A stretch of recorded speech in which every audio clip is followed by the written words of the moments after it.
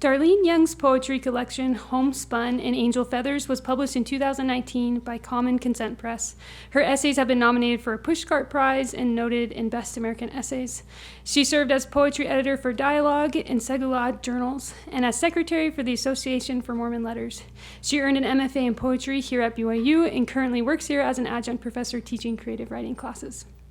There are many things I admire about Darlene and her writing. She publishes across all genres: poetry, creative nonfiction, and fiction. She's an excellent teacher, providing specific and detailed instruction and holding her students to high standards. And she's a willing and capable mentor to new writers. I found Darlene's poetry collection full of humor and heartache, with poems that manage to simultaneously act as religious critiques and verses of devotion. I look forward to hearing her read. Please join me in welcoming Darlene Young.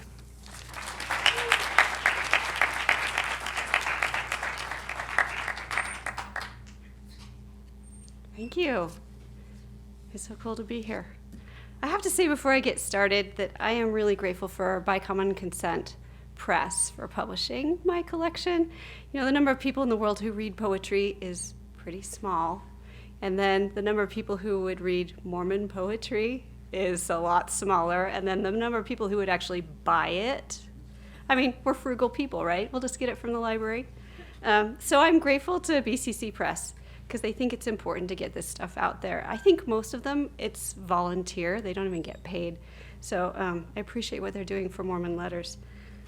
Also, this is my book, and I realized, several months after I published it, that most people don't even know what homespun is, at least as a noun. So I'm just gonna tell you, that's the coarse cloth that people would weave at home, especially when they're frugal and they weren't able to go out and purchase the cool cloth that's maybe sold at the store in town. So that's important, I think, to my project, because I want to talk about the intersection of the plain with the holy. I think Mormonism in general is about that. So I want to make sure you understand homespun.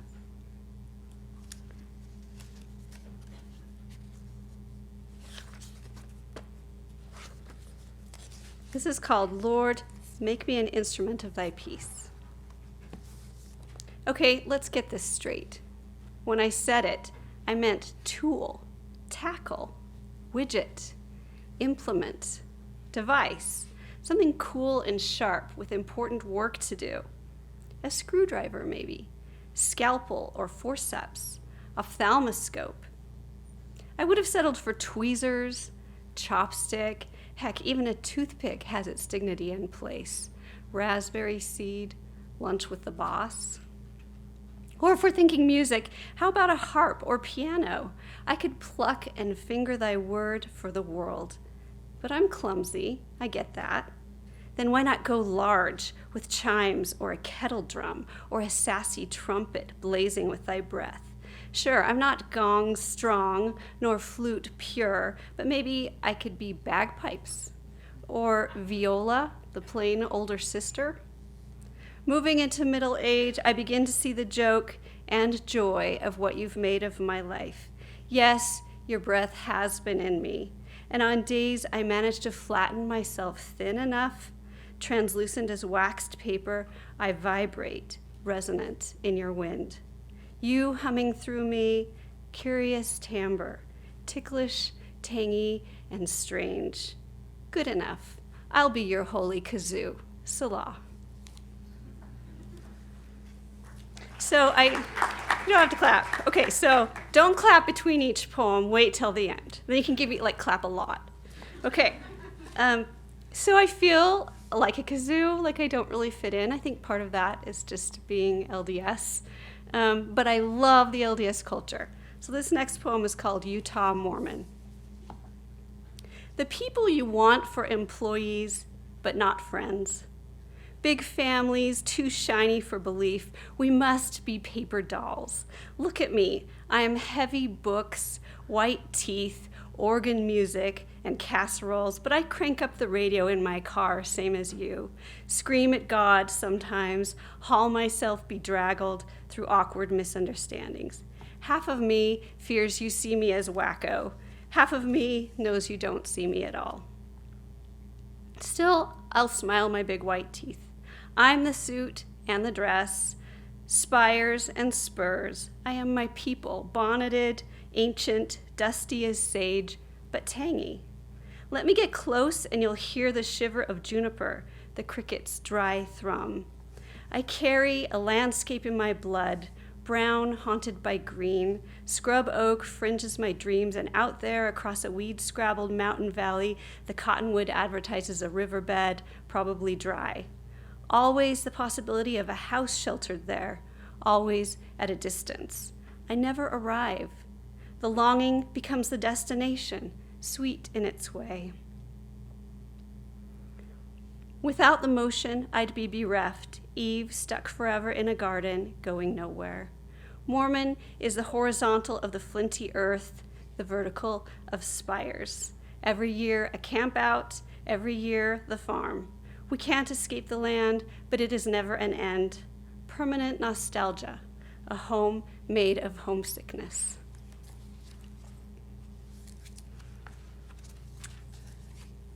So, like I said, I love my culture, and it's interesting raising children and teaching them about the culture. This is called Echo of Boy. My son hunches into the storm in his oversized coat to collect fast offerings, a 2-hour route because the other mother's sons stay in when it's cold. He is mine. His wrists outhang his sleeves. His hair squirms from his well-slicked part, and he is mine. He's out there in the snow, and I can't settle. 13 years old. 13, the way he slides a little to the right of us on the Sunday pew, like someone has hit tab on the keyboard. Though still, he'll let me pull him back to drape my arm around those slumping shoulders. Shadow of boy. It's snowing, and he is fine out there. He's fine. At home, he sprawls on the couch behind those heavy eyes. Outline of boy. Echo of boy. I tell it to him straight. The reward for showing up, I say, is that you're the first one they call next time. Find a way to be proud of that. He looks away. Should I apologize for this burden of duty I've bred into him, for the fact that from now on he'll leave no ward gathering without putting away chairs? Welcome to Mormon guilt, my son. Welcome to the wilderness. Sometimes a suit is a front bumper, silver plating, dead weight. Sometimes it is wings. Those heavy-lidded eyes, let there be a man behind there. The still narrow shoulders, crooked tie. Does he slump to parenthesize the space he'll leave when he's gone? Look forward, son. Look forward, mother.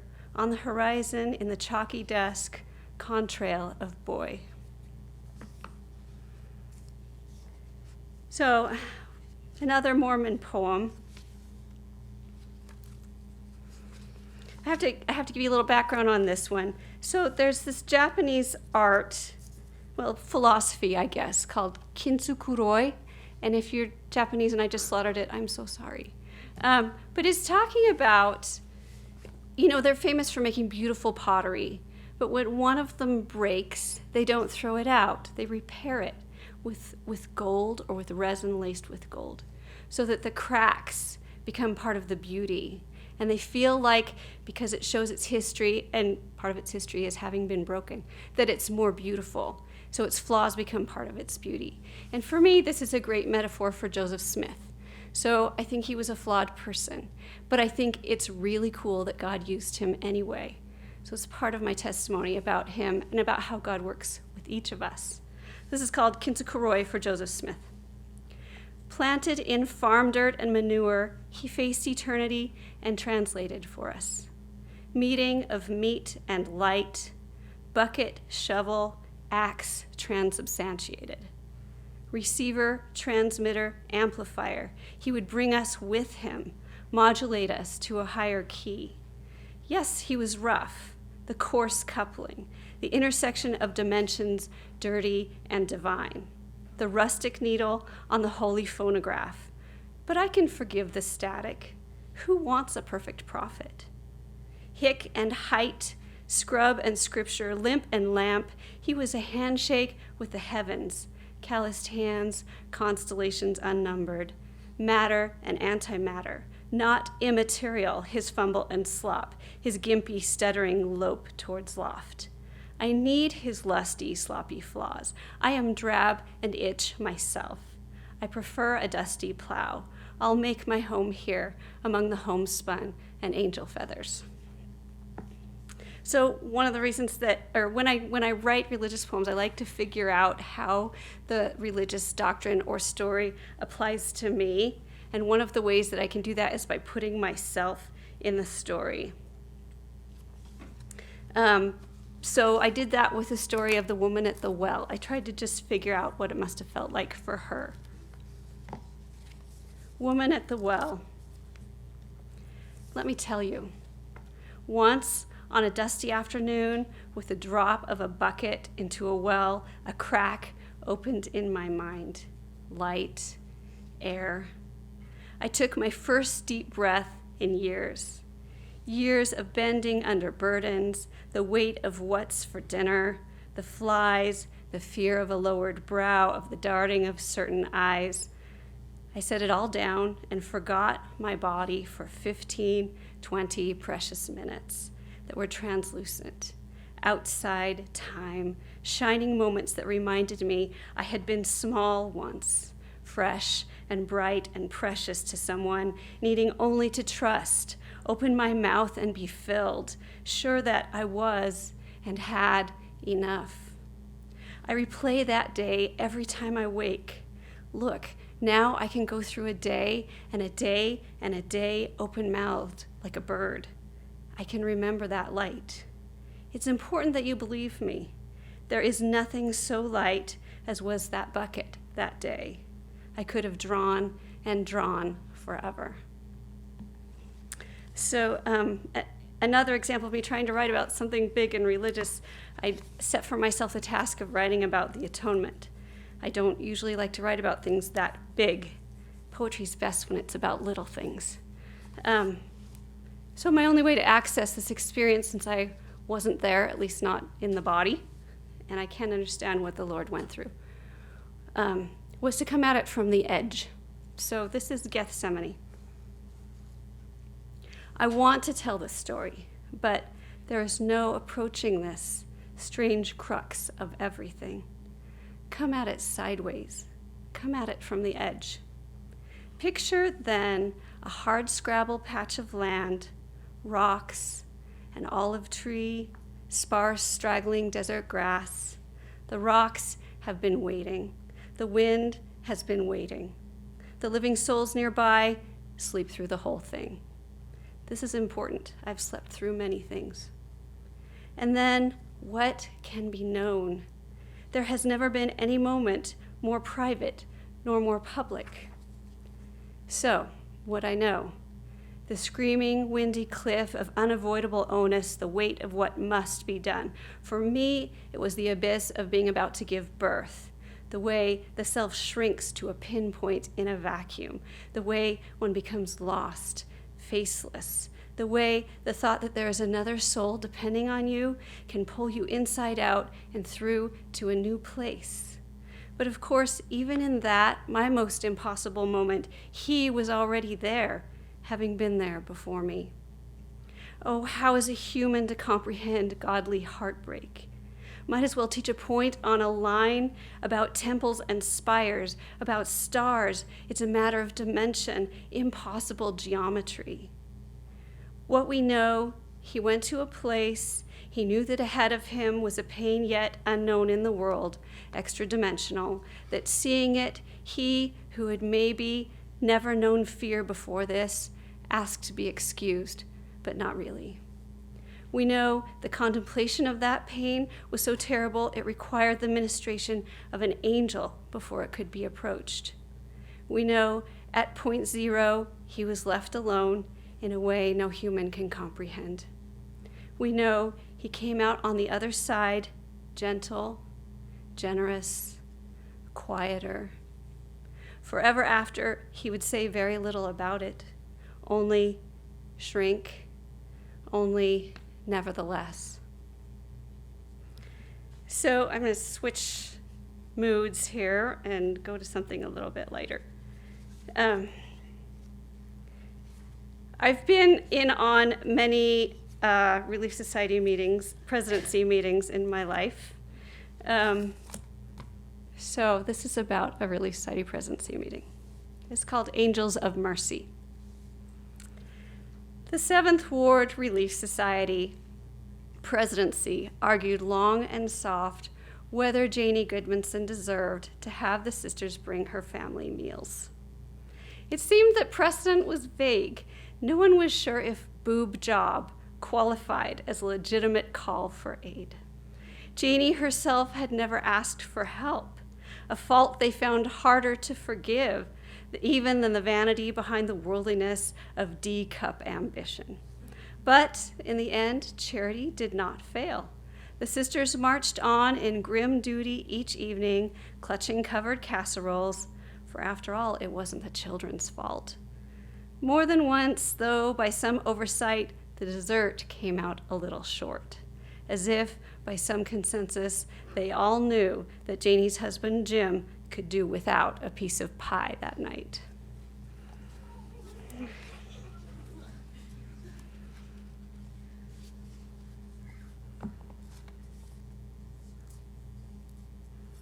This is called The Sound of a Whisper. The sound of a whisper is my exhale in yoga class, which next week shivers the aspen. Some streaming susurrus of prayers, confessions, offstage prompts, and the answer to number 4 circles the sky, pricking my kitten's ears. The grass she slinks through sings in some other field to a lonely boy reluctant to go home. My mother's dust cloth on the banisters on Thursdays, and the glide of the lotion on her hands. The interstate breathing at dusk, 5 miles from the small town where newlyweds huddle under the blanket in his parents' house. It's their breath. 10 years later, it is their negotiation of how to place presents under the tree. Snow laps the window, the furnace purrs on. My mother's sewing scissors cutting cloth for clothes I refuse to wear. It's a child with a dandelion, the kiss of an orange peel pulling away, a shuffled paperback. It's the slide of a bridal dress down hips, an old man's stroke on an old dog, rice that my mother pours into a pot. My hair hitting the floor under my mother's scissors, her corduroy and sensible shoes. A teenage boy with a phone number on the way home from the dance. The record player needle moving beyond the last track on my mother's record. Bald, she waits in the chair. Your breath on my ear at the end of a party. Time to go. The lonely boy steps over the cracks in the sidewalk, chanting, and the grasses sigh to him. The old man leans into his wife at the back of the bus to tell her something exquisite and small. My mother directing my hands as I wash her. I wring lukewarm water into a bowl. So I'm a child of the early 80s. This next poem that I'm going to read to you will mean nothing to most of you young kids. Those of us who remember the 80s, this might sound familiar. From Under My Desk at James E. Moss Elementary, 1981. And I have to say, these days, kids are scared of shootings, like a shooter coming into your class. And I can't imagine what it's like to grow up as a child knowing that could happen. But when I was young, it was nuclear war. The Cold War was on, and the very wise adults thought that somehow something would be better if we climbed under our desks. If, like, a missile was coming. I don't get that, but we did that. An alarm barks, echoing through linoleum hallways that smell of chalk and tater tots. On the intercom, Mrs. Pilcher's metallic monotone directs us to duck and cover, duck and cover. We had to do that like this. Does she practice this chant at night in her unimaginable bedroom? On my knees under the desk, curled into a question mark, I ponder Mrs. Pilcher, snorting and drooling on flannel at night. Why do they have us wrap our arms around our heads if not to shut out this world we've inherited? The lady with the baby voice from Archie Bunker, keeps interrupting Gilligan's Island with pictures of bulbous-bellied, starving children. I think of the orange Gideon Bible the man in the grocery store parking lot tried to hand my mother, and how my mother wouldn't take it, would have none of it, walking away like changing a channel in his face, and so I took it, because who could leave a hand hanging there like that, one holding a Bible? And his words about the anger of God. Under my desk, I remember them. Under my desk, I think of the day the class was full of whispers about shots. I thought at first it was who shot J.R. Ewing again, that old debate I couldn't participate in because Dallas was forbidden at my house, though Kimberly's mother let her watch anything and also get her ears pierced and also wear bikinis. But it turned out that it wasn't J.R. this time, but President Reagan. President Reagan was shot, was dead. No, wasn't dead. Jodie Foster shot him. No, the man who loved Jodie Foster shot him. What does Jodie Foster think of that? Does Jodie Foster duck and cover? And had I sinned when I threw the Gideon Bible into the garbage? I see tender curls against the neck of the boy kneeling in front of me, his desk plastered with hockey stickers. Should I watch hockey? Maybe then he'd love me and not Kimberly. The alarm stops. We climb back into our seats. Today, I will draw a picture of a horse, and that boy will say it's the best in the class. I will throw away the crusts from my sandwich and think of Ethiopians that look to me like E.T. I will play Charlie's Angels at recess, and Kimberly will make me be Sabrina again, as always. And the girl we call Tina, who came with her family on a boat from Thailand or Vietnam or someplace, will spend recess hiding in the giant tire again, as always. So that one was obviously about my childhood. I'm going to read you another one about my childhood, and it covers a few other ages of mine. And it goes up to 54, and I just want to say I'm not 54 yet. That section is just me guessing what it's going to be like. Okay. Ages. 4. The pony, round and gentle as your mother, waits just for you against the fence. For you. And against the fence, the milkweed is bursting open just for you. And the day is endless, and the sky, and your bed smells like your mother, like home. Other people's houses don't smell the same. Other people's mothers have strange lipstick and sharp angles, and you don't know what is down the hall. 14. The world is all hallways with corners. Things lead to other things. Can't sit still. Can't quit holding your breath. Something is coming. Please let there be something coming. Other people's houses are so endlessly interesting. Your mother keeps blocking your view.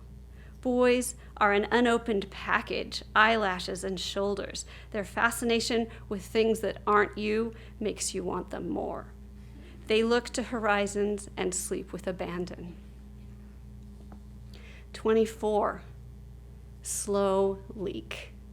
A break in your borders, endless hiss of milk and sweat and tears. 7 pounds of baby is a universe that blocks the sun. You disappear. A hand on the small of your back steadies you. Eyes that catch yours across the table, across the midnight pacing with the colicky, bruisable piece of what was once you that you'll never be able to keep, never be able to let go. There is love, and there is love, and there is a jagged something else that leaves you white-knuckled and panting. 34. Someone calls you lady, as in, hey lady, and you look around for a grown-up. You're supposed to know something now? You miss the moment of the passing of your prime. You feel the weight, but not the weight. Carpools, banking errors, parent-teacher conferences. You listen for the last door closing at night. You are moving water, never arriving.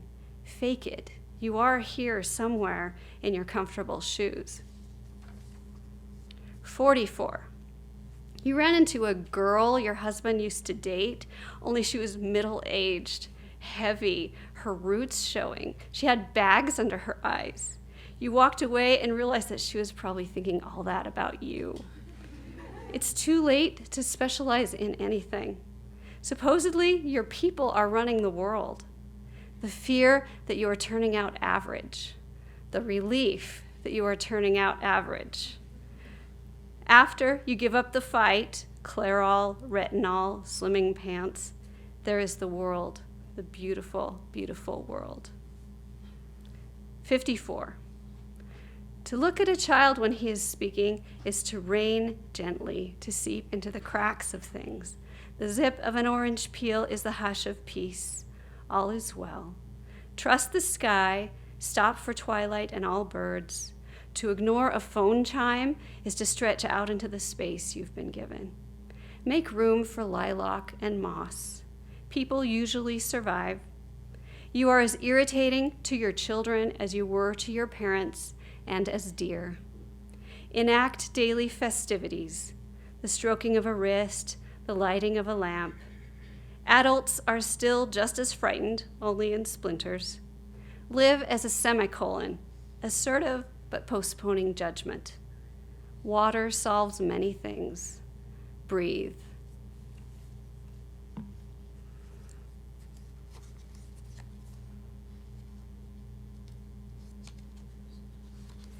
Okay, this is, I guess, on the subject of getting old. Something you do when you get old. Maybe you guys do it when you're young too, but you look people up on Facebook that you used to know. Yeah, I've been reading my childhood journals and my high school journals and suddenly looking up all these people that I used to know. Anyway, this is called Depeche Mode in the produce section. I don't know if you guys even know who Depeche Mode is. How many of you know who Depeche Mode is? Okay, think British, new wave, 80s, pretty boy band, I don't know. Okay, that song, Under the Fluorescence, I'm feeling up apples when I hear it, and there in my orthotics and 4-baby paunch, I smell you again. You in your pegged jeans, leather jacket with psychedelic furs scrawled on the sleeve. You sprawled on your British flag blanket. Always, even when we kissed, just out of reach, which was half the excitement. How like you to choose a breakup song for our song. One hip against the asparagus, I find I can spare 5 minutes for Facebook. And there you are. Middle management. Mustached. My dear, the greatest calamity has occurred. We've become Walmart people. We drive carpools and suck water from flooded basements with wet vacs. Those Depeche Mode boys might be using walkers by now, drooling, as you will someday. Those lips.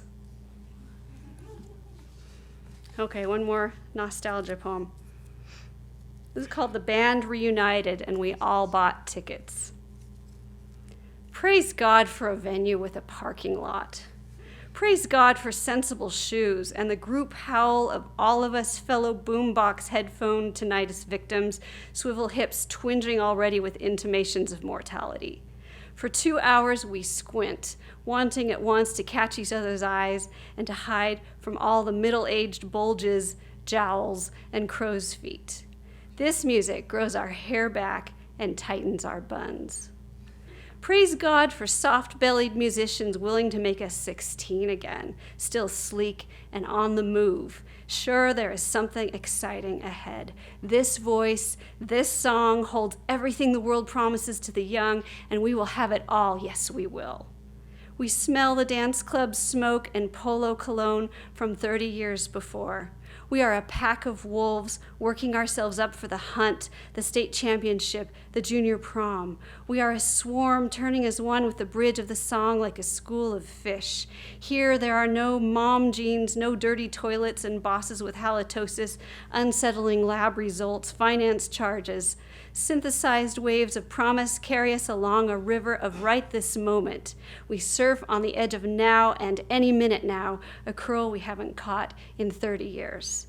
With the wind in our faces, we turn to catch each other's eyes, slapping palms. We were there. We're still here. Hallelujah.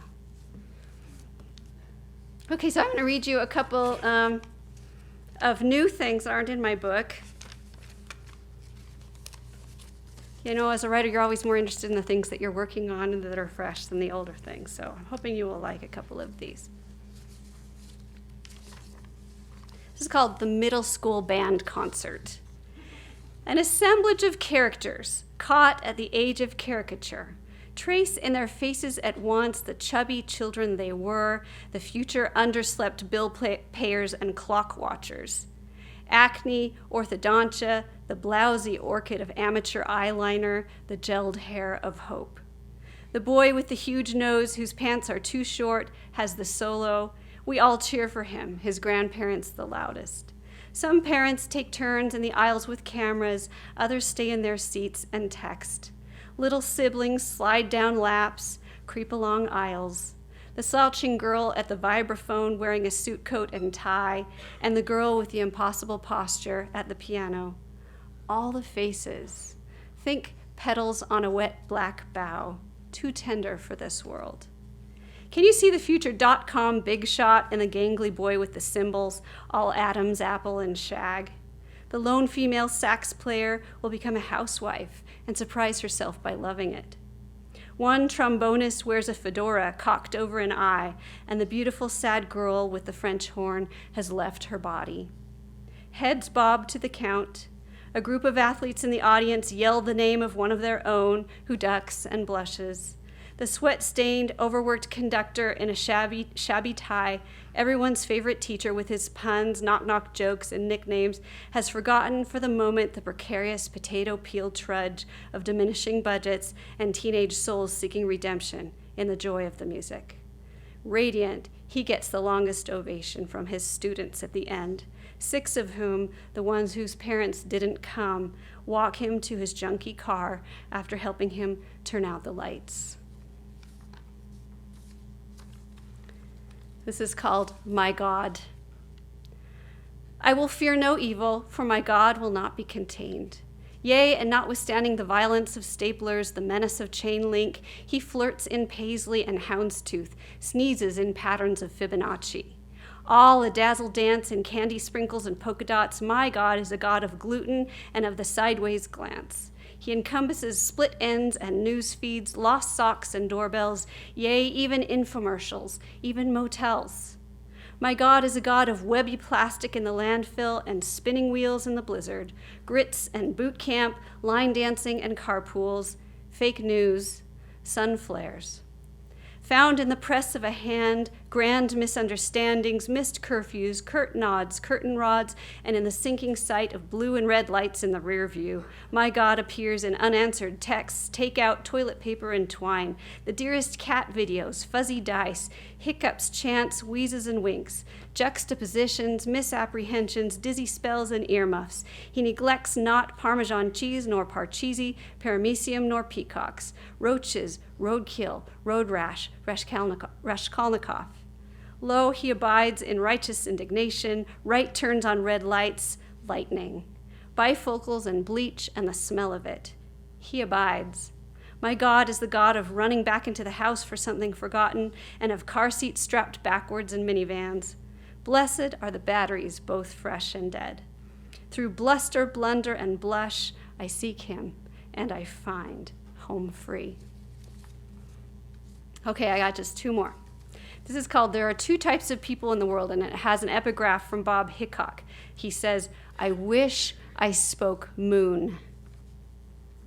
There are 2 types of people in the world, those who can do the moonwalk and those who speak moon. Fans of the Bee Gees and earners of BAs. People who look out windows and people who look in. Nail chewers and whale watchers. Paper or plastic. There are people who plant gardens and people who have lain in dirt and sucked the stems of grass. People who count the cost and people who see angels. Some people snore while others snort, snarl, drool, and slur as appropriate and on demand. The dainty and the stingy, chopsticks and stick shifts. There are people who save the plums in the icebox and those who run naked with sticky fingers, bees in their hair. People who can spell hors d'oeuvre and people who are too good for that. Those who interrupt others and those who weren't even there. Whistlers and whiners. Liars and sighers. There are 2 types of people, those who wish to be cremated and scattered and those already flying in their dreams. those who can sing all of Hey Jude, and those who've memorized the table of elements, down doggers and helium suckers, hand washers and wand wielders. There are people who've licked flagpoles and people who've licked the curled flowerbud palms of newborns, lovers and wincers, sinners and gone. Okay, here's my last one, and this is about all the poems I haven't written yet. This is called The Poem I Didn't Write Today. The poem I didn't write today, the one I awoke to as it dragged its kite tail, its ragged wedding dress hem through the disappearing fog of my dream, was unbelievably profound, heartbreakingly poignant. It batted its lashes coyly from behind a trellis, dropping its handkerchief, scent of roses and spice.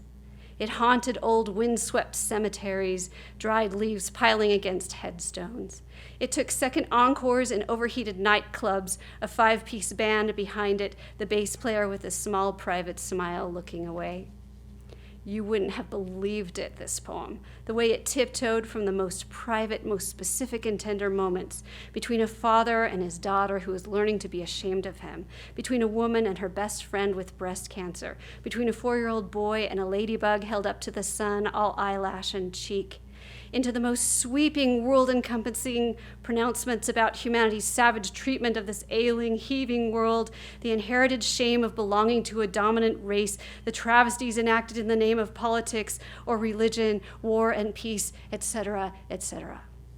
This poem was a force for good, a power to be reckoned with, its rhythm intricate, distinct yet instinctive, so that 5th graders nationwide would memorize it, perform it at family gatherings and school competitions. Old ladies weep over it. Grad students spend a week on it and then mail it to their mothers. Some nonprofit would make a commercial of it to be aired during the Super Bowl. Some president, a good one this time, would ask to have it read at her inauguration, and I would agree bashfully. I would be embarrassed by the attention, of course, just glad that such a thing could exist in the world. Maybe I would never be able to write another after it, paralyzed by my potential, or the loose change of a cluttered life, half unwrapped breath mints at the bottom of purses. How soothing then to watery midnight angst would be my whispered chant, at least there's this, I have written a poem. All this could have been my life had I seized a pen, turned on the lamp, but I rolled over and went back to sleep, figuring that if it was important, it would be there later. Dear world, forgive me. I am only flesh, but you can find me on Twitter and Instagram. Thank you.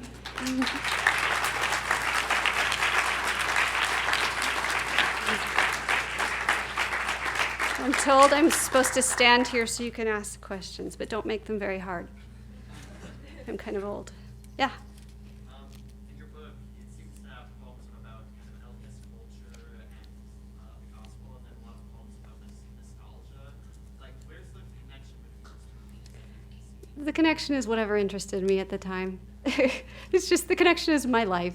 I do have distinct themes, and when I was setting out the collection, at first I piled all the poems, and I had a stack of getting old poems, and a stack of parenting poems, and a stack of Mormon poems. And I thought, who would want to read a book like that, like poem after poem about getting old? So then I mixed them up and I connected them in a different way. But the real connection is it's just whatever I was thinking about at the time. What is your writing process like? Do you write every day? What do you do? She asked about what my writing process is. If I were a really good girl, I would be writing every day. That should be the answer. But I'm really, really good at not writing. I can go months and not write. So what I do is I set assignments for myself. What that looks like for me is I will, a couple of times a year, I'll take a month and say I have to write a poem every day this month. And then I spend the rest of the year revising those. So a lot of them turn out to be junk, but there's usually 10 or 12 that are decent and revisable, and I'll spend my time working on those. Yes? How do you decide where to put line breaks? Do you have any kind of advice for that? I do. Okay, so first of all, she asked about how to decide where to break lines. So first of all, if I've decided to make it a formal poem, for example, a sonnet, something like that, the line break's already dictated for me. But with free verse, which is what I prefer, I like to use the line break to help emphasize the language in the line that came before that. Either it might highlight some rhyme that I'm trying to hide, or it might add extra emphasis on the last word of the line. It might cue the reader that there's something more going on. I might put words that have double meanings there at the end of the line. Or it might just contribute to a rhythm that I want to bring out. So white space is a great tool. Yeah.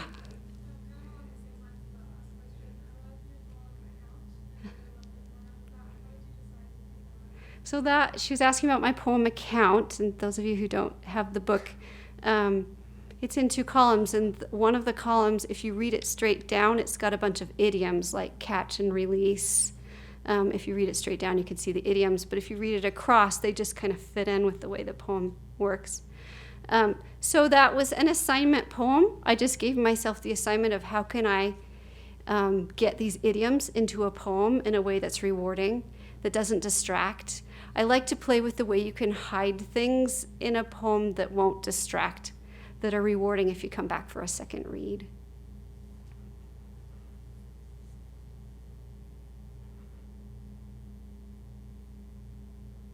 We're just anxious for dessert, right? Oh, okay, yes. Can you give an example of that, one of those times when you did something in a way that wasn't distracting, but that was rewarding? An example of a time that I've hid something so as not to be distracting but rewarding. So I'm too nervous to look through and find one right now.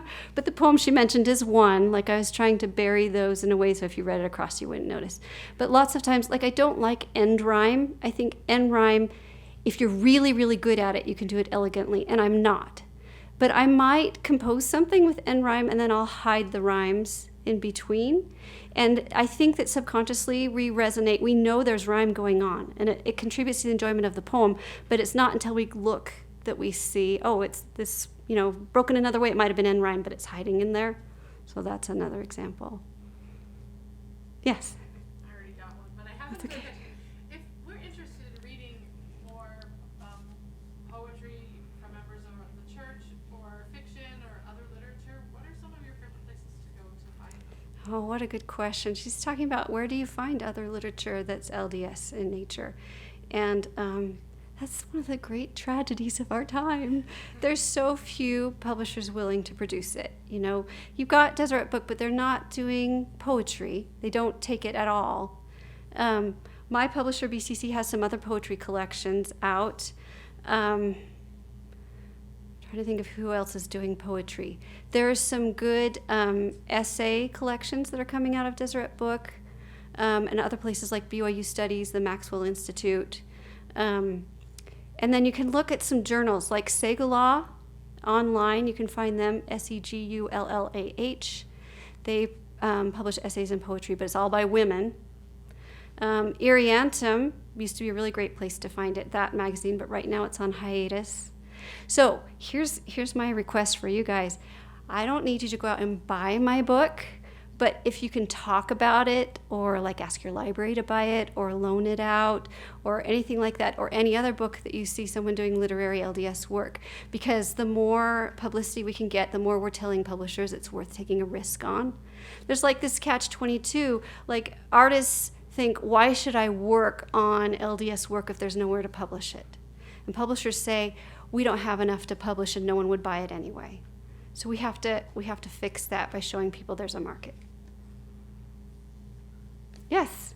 And I also talk about the Association for Mormon Letters and their emails, because they always list everything there. Right, great. So she wanted me to mention the Association for Mormon Letters. They are the parent organization that used to put out Iriantum.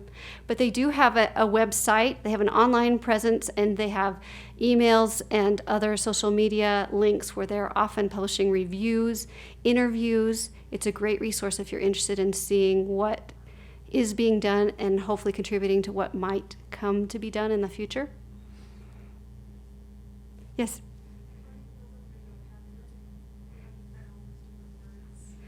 So she's asking about vocabulary. How do you find different words? So the work of a poet, hopefully you're like inspired and your first draft is gorgeous, but that's not usually the case, right? So you go back and you say, I can do better than that. So you look, with each word, can I do better? Do I need that? Is there a better word? You're looking up using the thesaurus. I will do a little exercise where I brainstorm. I'm going to come up with 20 different words for this plain word I used and see if I can get a better one, either because it's more fresh or because it has better sounds or some other way that contributes to the poem better. So it's just a matter of not being satisfied with the first thing that comes to your mind, but being willing to revise. Maybe one more question? Yeah. I like how you, in your poems about life and your observations, that you use a lot more conversational phrases or colloquial terms. How do you do that to add voice but without seeming tacky? I don't know. Maybe I am sometimes risking tackiness. She's talking about using a colloquial voice. I prefer it. I feel like that's the thing that's interesting to me, is trying to juxtapose plain with sacred, holy with daily. That's what interests me the most. So, but there's a lot of work in revision, and it's something you risk. Maybe sometimes they're tacky. Okay, that was good. Let's go eat treats. Thank you.